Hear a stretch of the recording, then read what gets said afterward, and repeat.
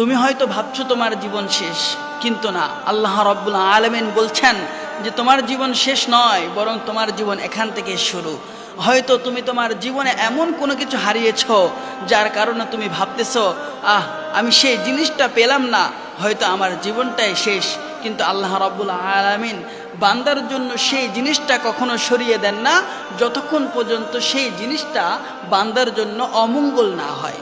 সুতরাং আল্লাহ রাব্বুল আলামিন হয়তো তোমার জীবন থেকে সেই জিনিসটা এমনভাবে সরিয়ে দিয়েছেন যেটা তোমার জন্য ক্ষতিকারক ছিল, যেটা তোমার জীবনে সফলতা পাওয়ার জন্য সেটা অনেক ভয়ানক ছিল।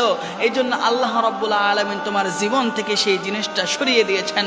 প্রিয় ভাই, তুমি কখনো চিন্তা করো না আল্লাহ রাব্বুল আলামিন তোমার জন্য উত্তম কোনো জিনিস রেখেছেন, এই জন্য সেই জিনিসটাকে তোমার জীবন থেকে সরিয়ে দিয়েছেন।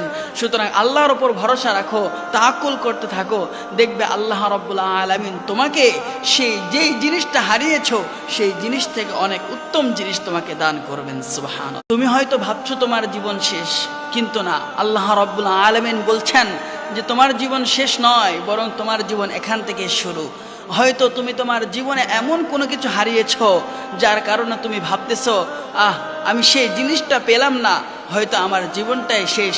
কিন্তু আল্লাহ রাব্বুল আলামিন বান্দার জন্য সেই জিনিসটা কখনো সরিয়ে দেন না যতক্ষণ পর্যন্ত সেই জিনিসটা বান্দার জন্য অমঙ্গল না হয়।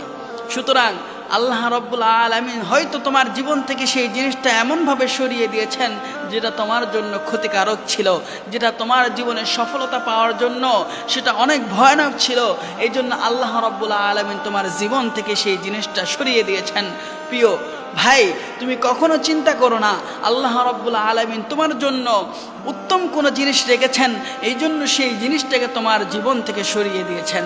সুতরাং আল্লাহর ওপর ভরসা রাখো, তাওয়াক্কুল করতে থাকো, দেখবে আল্লাহ রাব্বুল আলামিন তোমাকে সেই যেই জিনিসটা হারিয়েছো সেই জিনিস থেকে অনেক উত্তম জিনিস তোমাকে দান করবেন। সুবহানাল্লাহ।